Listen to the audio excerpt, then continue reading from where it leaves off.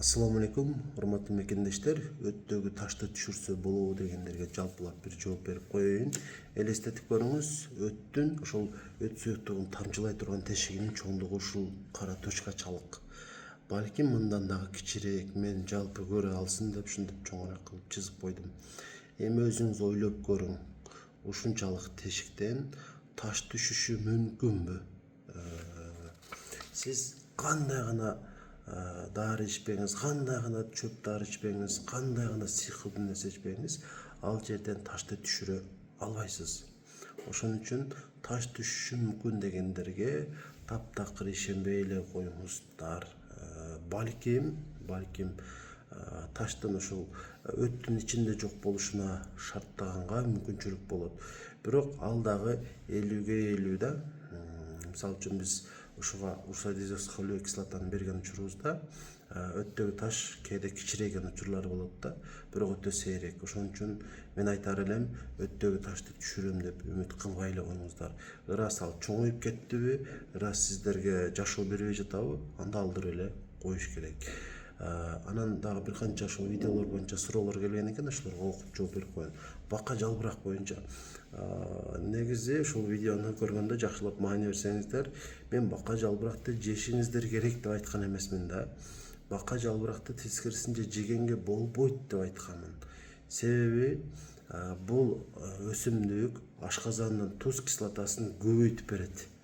Ошол ашказандын ички чел кабыгы кээ бир жери жараланып калган болсо, гастрит болуп, язва болуп калган болсо, ошол ашказандын туз кислотасы көбөйө турган болсо, ал жарага тийип кайра ачтырып, кайра ооруну көбөйтөт да. Бул бака жалбырак ошого шарт түзүп берет. Кайсы учурда бака жалбыракты жейбиз? Бир эле учурда, эгерде ашказандын туз кислотасы жетиштүү болбой, аз бөлүнүп чыгып жаткандын эсебинен, берги ошол жетишсиз болгондон улам пайда болгон гастрит болгон болсо, ошондо жесе болот бул азыкты, ошондо жардам берет. Эгер башка себептен, жанагындай туз кислота көп болгондон жей турган болсоңуздар, анда тескерисинче ооруну күчөтөт. 10 адамдан 9-унда туз кислота көп болот. Ошол себептен сезгенет. Бир экөөсүндө гана ошол жетишсиз болушу мүмкүн. Ошол катары сизде дагы бул азыкты жегенге себеп жок. Ошон үчүн туура дарыланганга аракет кылыңыздар. Анан ашказанды дарылаганда дарылар менен биргеликте диета да кылып туруш керек болот. Диета деген сөз бул эч нерсе жебей коюш дегени эмес. Каалаган тамактарды жей бересиздер. Ашказан кызыл өңгө чөнөкөй эле жеп ооруй турган болсо, эмнелер мүмкүн эмес? Биринчиден, ашыкча майлуу нерселерди жебей туруңуз. Сары май, каймак дегендей. Андан сырткары бышай элек нерселерди, мөмө-чөмөлөрдү, салаттарды жана бул түбөлүктүү эмес, убактылуу. Максимум 2 айга чейин дарыланат да ашказан. Ошол аралыкта ушундай тамактанып турасыз, азырактан жеп турасыз. Чай менен кофени дагы ач карынга ичкенге болбойт. Анан ашказан жакшы болуп калгандан кийин бул азыктарды деле жей бересиздер. Кезектеги суроо, демек адрести сурагандар өтө көп экен. Ошол комментарийде ушуга жалпылап бир жооп берип коеюн. Ош шаарындагы жеке клиникалардын биринде иштеймин. Телефон аркылуу байланышып, көрүнгөнү дагы, жатканы дагы келе берсеңиздер болот. Телефон номерим 0504 44 55 28, 0504 44 55 28. Кезектеги суроо жөтөлгө байланыштуу. Ошол менде жөтөл болуп жатат, кандай кылсам болот деген суроолор көп.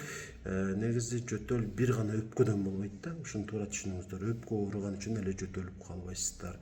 Анан эгерде мисалы сизде жөтөл болуп жатат, бирок башка эч нерсе болбой элесиз, какырык жок, температура жок, эч жериңиз оорубай эле болгон жөтөл болуп турган болсо, анда күтө туруш керек. Ошол элдик медицинада өтө көп колдонулган, айтылып эле жүргөн рецептти айтып коеюн. Кайнак сүткө бир аз бал кошуп, аллергиядан эмес болсо, аллергиядан болсо бал кошконго болбойт. Бир аз сүткө бир аз бал кошуп, бир аз сода кошуп туруп, ошону ичсеңиздер, ошол жардам берет.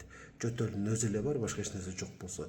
Эгерде кандайдыр бир оорудан, бронхит же пневмониядан болгон болсо, анда дарыланыш керек болуп калат. Анан грипп болгон учурда деле биз жөтөлөбүз. Бул учурда болгону күтүп туруш керек. Бизден ушул эле талап кылынат. Бир жумада айыгып кетебиз. Анан алтын тамыр боюнча дагы көп суроолор келиптир. Алтын тамыр чындыгында бул табияттын белеги, биз үчүн өтө пайдалуу азык. Бирок мен ушул акыркы уккан маалыматтарыма таяна турган болсом, алтын тамыр жада калса кээде адам өмүрүнө коркунуч да туудурушу мүмкүн экен эгерде аны жанагы аракка настойка кылып экөөнү аралаштырып анан иче турган болсок. Ошого мен эмне демекчимин? Алтын тамыр иче турган болсоңуздар, аны өтө аз өлчөмдөн ичип баштаңыздар, балким бир тамчыдан сууга кошуп, ошондо коркунучтуу болбойт. Дароо эле көп өлчөмдө ичпеңиздер. Күнүгө бир тамчыдан көп ичсеңиздер болот. Жана Кудайым буйрса, бул азык сиздердин айыгышыңыздарга чоң себепчи болушу мүмкүн. Бирок аздан баштаңыздар. Анан мен эмнени гана сунуштабайын, сиздерге көп нерсе сунуштап атам.